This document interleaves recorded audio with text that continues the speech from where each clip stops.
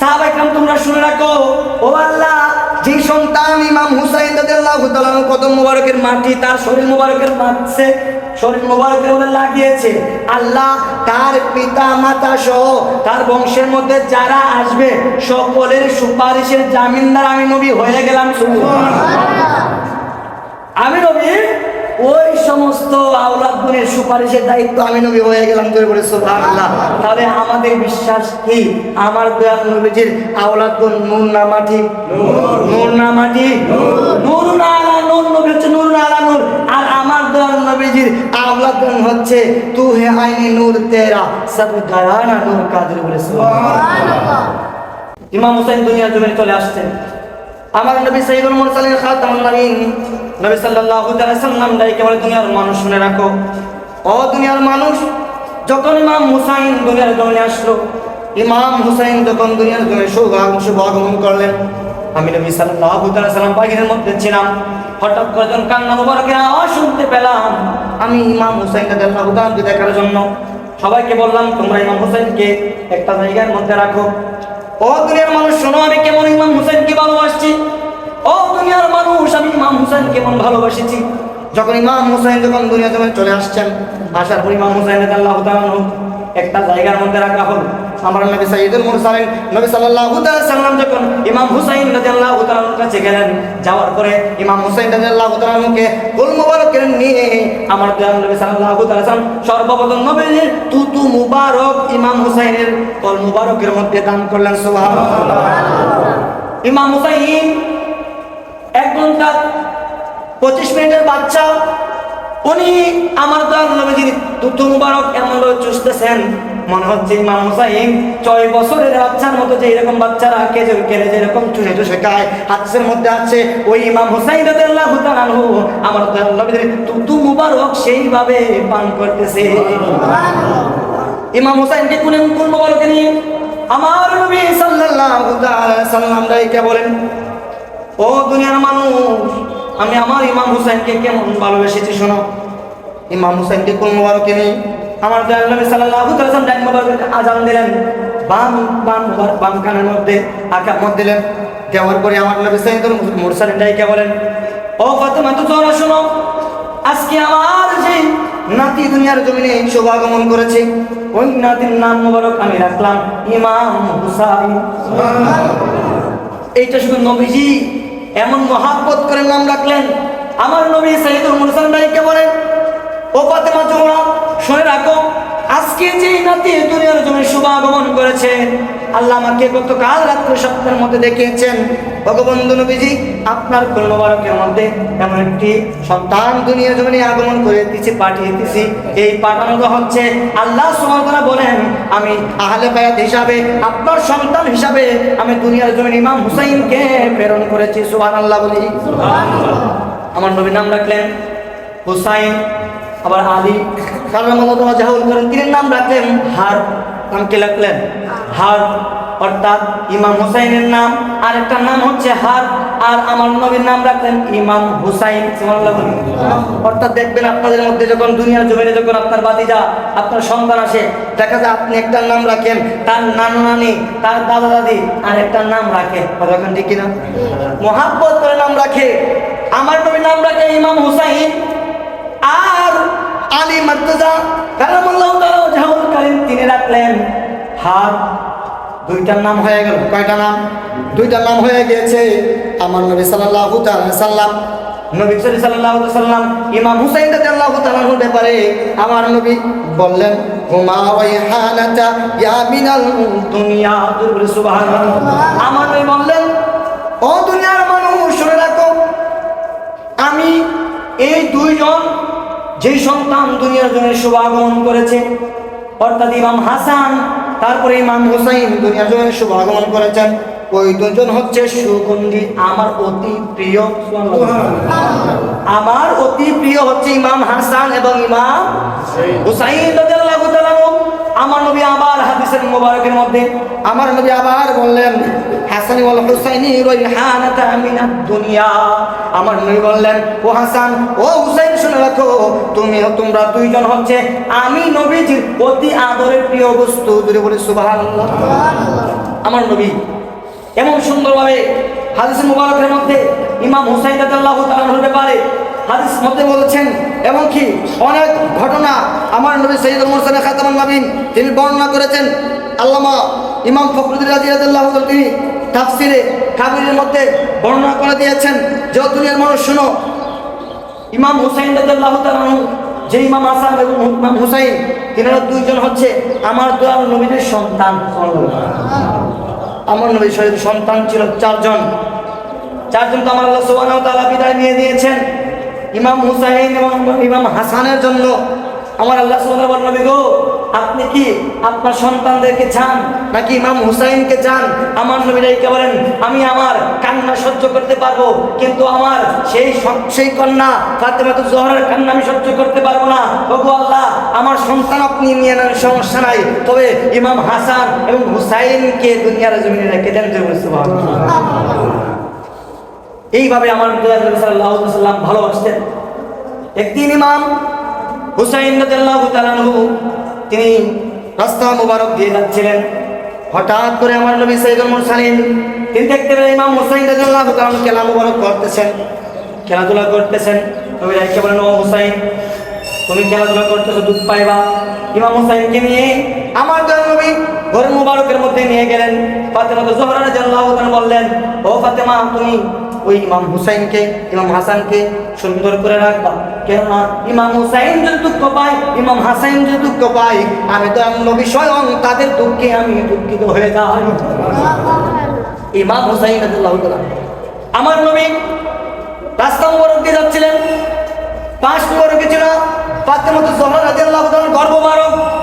ফাতেমা জোহরা রাদিয়াল্লাহু তাআলা ঘর মুবারকের মধ্যে ইমাম হুসাইন রাদিয়াল্লাহু তাআলা তিনি কান্না করতেছিলেন। হঠাৎ করে আমার নবী যখন রাস্তা দিয়ে পাশ মুবারকে যাচ্ছেন, যাওয়ার পরে দেখলেন ইমাম হুসাইন রাদিয়াল্লাহু তাআলা তিনি কান্না মুবারক করতেছিলেন। আমার নবী ঘর মুবারকে ঢুকলেন, ঢোকার পরে বললেন, ও ফাতেমা শোনো, ও ফাতেমা, যে সন্তান কান্না করতে তুমি কি জানো না?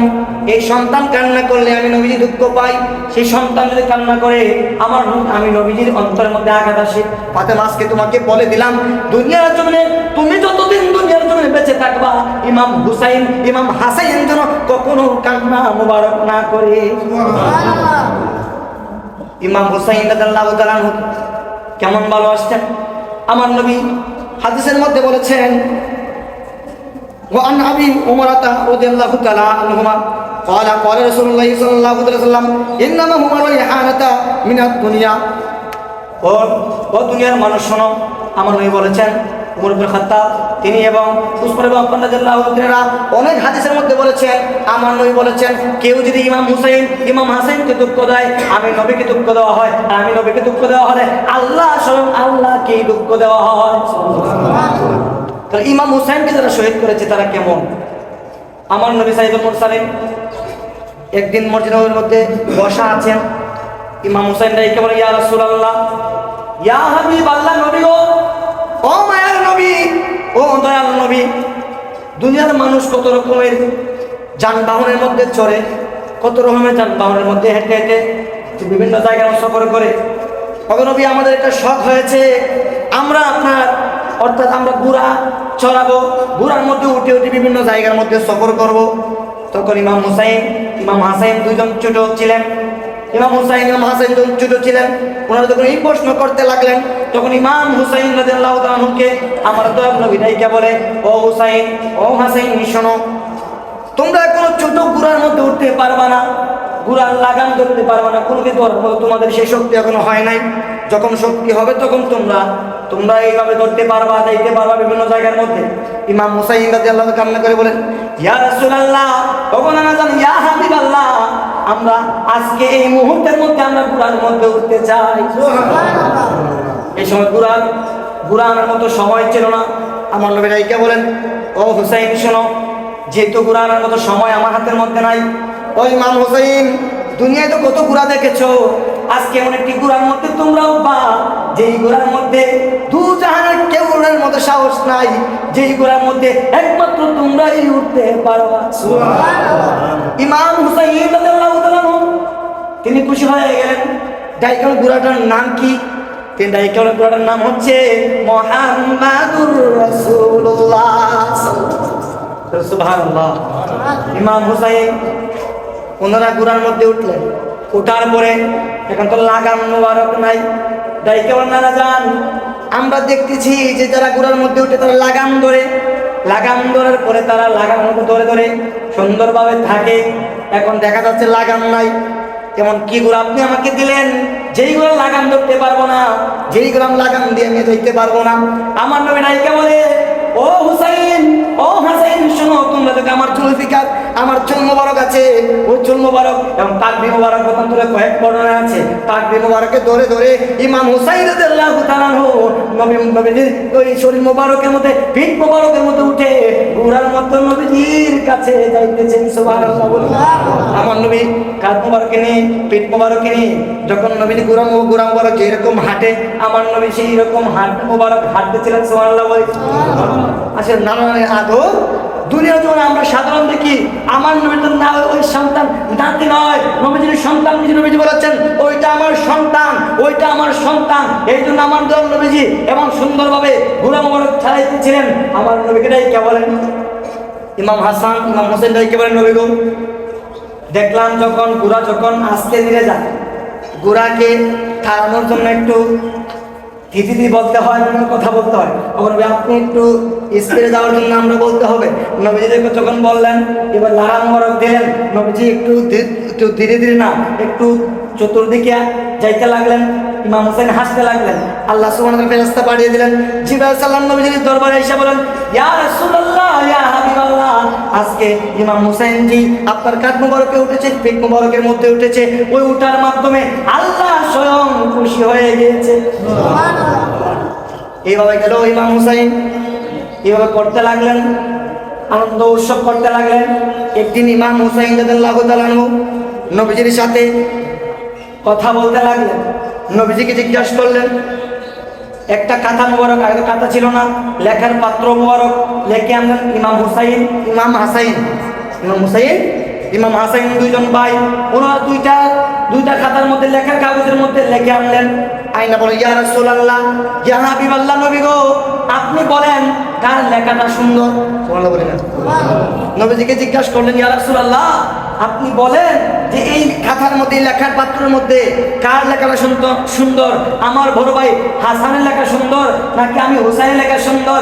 আমার নবীজি খাতা মুবারক নিয়ে বললেন যে এইটা লেখাটা তো আমি বলবো না, তুমি তোমার পিতার কাছে চলে যাও। কার কাছে চলে যাও? তোমার পিতার কাছে চলে যাও।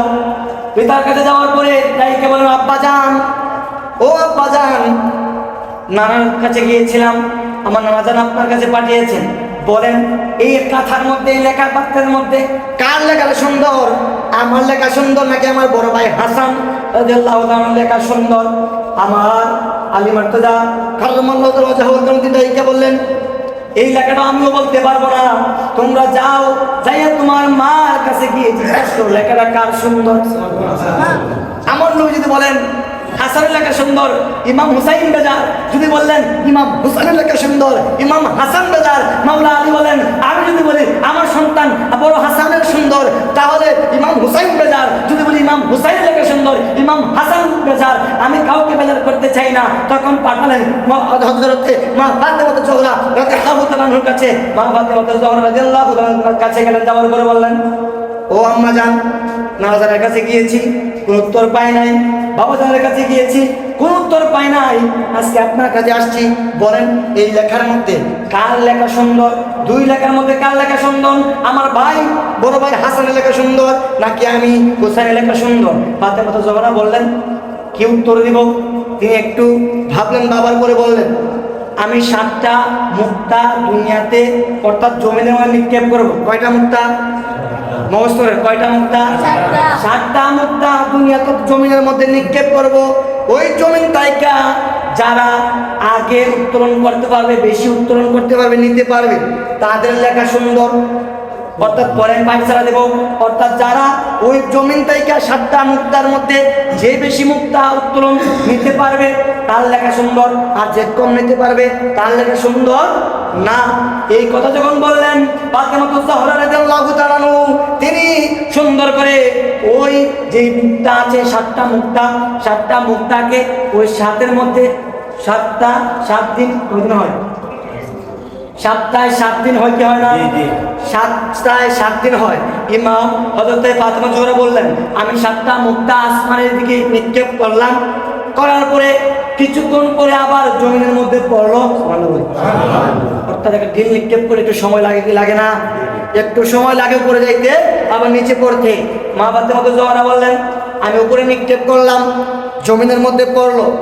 2 ভাই ইমাম হাসান এবং ইমাম হুসাইন ওই পাত্রের মধ্যে অর্থাৎ জমিনের মধ্যে ওই স্বর্ণ মুক্তাগুলো কুড়াতে লাগলেন। 2 ভাই 3টা করে মুক্তা উত্তোলন করলেন। সুবহানাল্লাহ। কয়টা? 3টা মুক্তা উত্তোলন করলেন, যেটাকে মতি বলা হয় আরবি ভাষায়, বাংলা হলো মুক্তাগুলো 2 ভাইয়ে 3টা করে উত্তোলন করলেন। তোলার পরে ফাতেমাতুজ জাহরা তাকিয়ে দেখেন আরেকটি মুক্তা জমিনের মধ্যে নাই। আরেকটি মুক্তা দুনিয়ার মধ্যে জমিনের মধ্যে নাই। ফাতেমাতুজ জাহরা বলেন, আমি তো 7টা দিয়েছি, এখন তো 2 ভাই 3টা করে 6টা হয়, আরেকটা কোথায় গেল? জিবরাইল আলাইহিস সালামকে আমার আল্লাহ পাঠিয়ে দিলেন, ও ফাতেমা তাকিয়ে দেখো, আমার আল্লাহ একটা মুক্তা আসমানের মধ্যে তুলে নিয়েছেন। কয়টা মুক্তা? একটা মুক্তা তুলে নিয়েছেন। মুক্তা তুলে নিলেন কেন? আল্লাহ বলে তারাও একটু অপেক্ষা করে, আল্লাহ কি ফায়সালা দেন আমি নিয়ে আসতেছি। জিবরাইল আলাইহিস সালাম গেলেন, যাওয়ার পরে ওই জায়গায় যাওয়ার পরে জিবরাইল সাল্লাম বলে আল্লাহ একটা মুক্তা কি করবেন? আল্লাহ বলে মুক্তাকে একটাকে 2 ভাগ করো। সুবহানাল্লাহ বলি। কয় ভাগ করো? একটাকে 2 ভাগ করো। 2 ভাগ করে একটাকে ইমাম হাসানকে দিয়ে দাও, আর এক খণ্ডকে ইমাম হুসাইনকে দিয়ে দাও। যখন দুনিয়ার জমিনে আসলেন, আসার পরে একটা মুক্তাকে ইমাম হাসানকে দিলেন, আর একটি মুক্তাকে ইমাম হুসাইনকে দিলেন। দেওয়ার পরে আমার আল্লাহ সুবহানাহু ওয়া তাআলা জিবরাইলকে শিখিয়ে দিচ্ছেন, তুমি গিয়ে বলবা ইমাম হুসাইনের লেখা সুন্দর, ইমাম হাসানের লেখাও সুন্দর। সুবহানাল্লাহ। আমার নবীর কাছে যখন এই সংবাদ গেল, আমার নবী খুশি হয়ে গিয়েছেন। আমার নবী দোয়া করলেন, ও আল্লাহ, আপনি আপনার কাছে আজকে আমি দরখাস্ত রাখলাম, আমি ইমাম হুসাইনকে ভালোবাসি, ইমাম হাসানকে ভালোবাসি, যেহেতু আমি ফায়সালা দেই নাই, আপনি বুঝে গিয়েছেন আমি নবীজি কাউকে অসন্তুষ্ট করতে চাই না, আপনি আল্লাহ কাউকে অসন্তুষ্ট করতে চান না।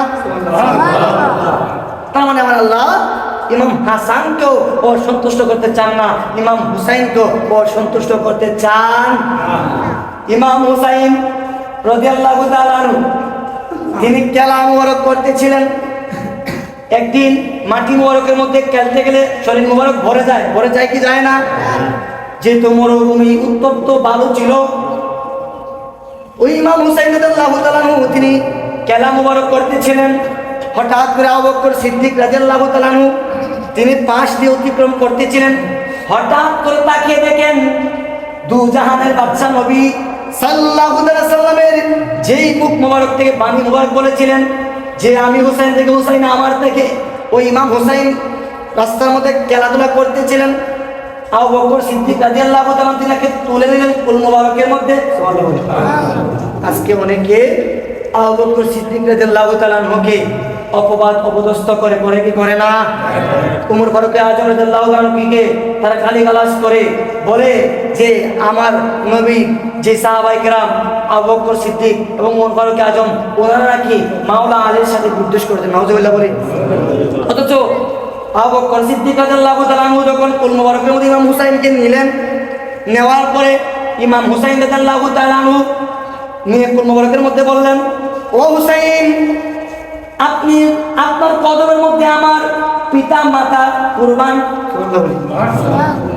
উনি কি ছোট ছিলেন? উনি তো আর নবীজির শ্বশুর মুবারক ছিলেন। উনি বললেন, ও ইমাম হুসাইন, আপনার কদমের মধ্যে আমার পিতা মাতা কুরবান। ও হুসাইন, আপনার পক্ষে এরকম খেলাধুলা করা শোভা পায় না, মাটির মধ্যে ঘোরাঘুরি করা শোভা পায় না, আপনি ঘোরাঘুরি করবেন না। আপনি আর কারো মতো নয়, আপনি মাওলা আলীর মতো নয়, আপনি আমার দয়াল নবীজির মতো। সুবহানাল্লাহ বলুন। পাশে মাওলা আলী দাঁড়িয়েছিলেন, মাওলা আলী হাসি মোবারক দিয়ে হাসতেছিলেন। ও ভাই আবু বকর, আপনি এমন সুন্দর ভাষা বর্ণনা করে দিয়েছেন, যেটা আমার নবীও বলেছেন যে ইমাম হুসাইন আমার মতো নয়, ইমাম হুসাইন নবীর মতো। সুবহানাল্লাহ বলি। ওই ইমাম হুসাইন, এইভাবে ইমাম হুসাইনকে সকল সাহাবায়ে কেরাম মহাব্বত করতেন। একদিন নবীজি রাস্তা মোবারক দিয়ে হাঁটতেছিলেন, পাশে অনেক সন্তান ছেলেরা খেলাধুলা করতেছিল। হঠাৎ করে নবী করিম সাল্লাল্লাহু তাআলা আলাইহি ওয়াসাল্লাম যখন বাচ্চাদেরকে সবাইকে দেখলেন, দেখার পরে একটা বাচ্চাকে নবীজির কুল মুবারকের মধ্যে নিলেন। সুবহানাল্লাহ। কোথায় নিলেন? কুল মুবারকের মধ্যে নিলেন। সাহাবায়ে কেরাম জিজ্ঞাসা করেন, ইয়া রাসূলুল্লাহ, ইয়া হাবিবাল্লাহ, আপনার কদমে আমাদের পিতা মাতা কুরবান, আমাদের জান কুরবান। ইয়া রাসূলুল্লাহ, এখানে শত শত শিশু বাচ্চা খেলাধুলা করতেছে, তাদের মধ্যে আপনি মাত্র একটা সন্তানকে নিয়েছেন, এইটার মহত্ব, এটার বেদটা কি? আমার নবীটা এইটা বলেন, যে সন্তানকে আমি কুলে নিয়েছি, ওই সন্তানকে আমি দেখলাম গত কয়েকদিন আগে ইমাম হুসাইনের কদম মুবারকের যে মাটি মুবারক আছে, ওই মাটি মুবারক নিয়ে ওই ছেলেটায় তার বুকের মধ্যে মালিশ করতেছিল। সুবহানাল্লাহ বলি। ইমাম হুসাইন রাদিয়াল্লাহু তাআলা আনহুর কদম মুবারকের যে মাটি মুবারক ছিল, ওই মাটি মুবারক এই ছেলেটায় ওই তার বুকের মধ্যে লাগাইতেছিল। আমার নবীকে বলে, যখন ওই সন্তান যখন ওই তার দেহের মধ্যে যখন মাটি মালিশ করতেছিল, আমার নবী, আমি নবী দূর থেকে দেখতেছিলাম, আমি নবী দূর থেকে দেখার পরে তার প্রতি রাজি খুশি হয়ে গিয়েছি, এই জন্য তাকে আমি আজকে খুলে নিয়েছি। বলে সুবহানাল্লাহ। আমার নবী বললেন, শুনে রাখো, শুধু তাই নয়, আমি তার জন্য আজকে দোয়া করলাম, ও আল্লাহ